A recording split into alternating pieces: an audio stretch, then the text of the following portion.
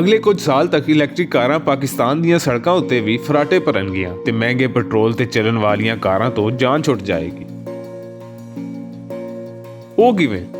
ਤੁਹਾਨੂੰ ਤਫਸੀਲ ਨਾਲ ਦੱਸਨੇ ਆ। ਪਹਿਲਾਂ ਤੁਸੀਂ ਪਾਕਿਸਤਾਨ ਵਿੱਚ ਪੰਜਾਬੀ ਦੇ ਸਭ ਤੋਂ ਵੱਡੇ ਚੈਨਲ ਭੁਲੇਖਾ ਟੀਵੀ ਨੂੰ ਸਬਸਕ੍ਰਾਈਬ ਤੇ ਕਰ ਲਓ।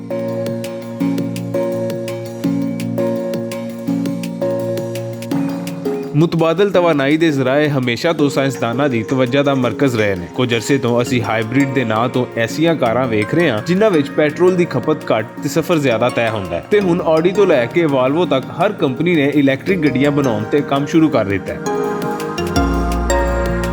ਇਹ ਇਲੈਕਟ੍ਰਿਕ ਕਾਰਾਂ ਮੁਕੰਮਲ ਤੌਰ ਤੇ ਬਿਜਲੀ ਤੇ ਚੱਲਣਗੀਆਂ, ਜਿਹਦੀ ਵਜ੍ਹਾ ਤੋਂ ਇਹਨਾਂ ਦੀ ਆਵਾਜ਼ ਵੀ ਨਹੀਂ ਹੋਏਗੀ ਤੇ ਨਾ ਹੀ ਧੂਆਂ ਹੋਏਗਾ। ਇਹਨਾਂ ਮਾਹੌਲ ਦੋਸਤ ਤੇ ਸਸਤਾ ਸਫ਼ਰ ਕਰਾਉਣ ਵਾਲੀਆਂ ਗੱਡੀਆਂ ਦੀ ਪਾਕਿਸਤਾਨ ਵਿੱਚ ਆਮਦ ਵੀ ਸ਼ੁਰੂ ਹੋ ਗਈ ਤੇ ਵਫਾਕੀ ਹੁਕੂਮਤ ਵੱਲੋਂ ਇਹਨਾਂ ਕਾਰਾਂ ਦੇ ਇਸਤੇਮਾਲ ਨੂੰ ਫਰੋਗ ਦੇਣ ਲਈ ਰਜਿਸਟ੍ਰੇਸ਼ਨ ਵੀ ਫ੍ਰੀ ਕਰ ਦਿੱਤੀ ਗਈ ਹੈ।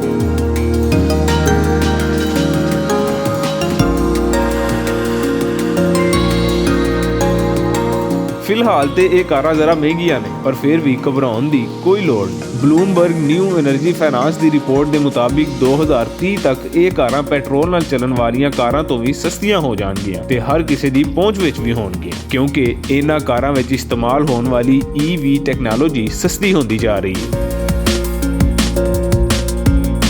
ਹਕੂਮਤ ਪਾਕਿਸਤਾਨ ਇਹਨਾਂ ਕਾਰਾਂ ਦੀ ਰਜਿਸਟ੍ਰੇਸ਼ਨ ਫ੍ਰੀ ਕਰਨ ਦੇ ਨਾਲ ਹੁਣ ਪੈਟਰੋਲ ਪੰਪਾਂ ਦੇ ਨਾਲ ਚਾਰਜਿੰਗ ਪੁਆਇੰਟਸ ਲਾਉਣ ਦੇ ਮਨਸੂਬੇ ਵੀ ਬਣਾ ਰਹੀ ਹੈ, ਜਿਹਦੇ ਨਾਲ ਅੱਧੇ ਘੰਟੇ ਦੀ ਚਾਰਜਿੰਗ ਵਿੱਚ ਕਈ 100 ਕਿਲੋਮੀਟਰ ਦਾ ਸਫ਼ਰ ਕਰਨਾ ਮੁਮਕਿਨ ਹੋ ਸਕੇਗਾ। ਲਿਹਾਜ਼ਾ ਆਖਿਆ ਜਾ ਸਕਦਾ ਹੈ ਕਿ ਹੁਣ ਪਾਕਿਸਤਾਨ ਦੀਆਂ ਸੜਕਾਂ ਤੇ ਵੀ ਬਹੁਤ ਜਲਦ ਇਲੈਕਟ੍ਰਿਕ ਕਾਰਾਂ ਦੌੜਦੀਆਂ ਨਜ਼ਰ ਆਉਣਗੀਆਂ।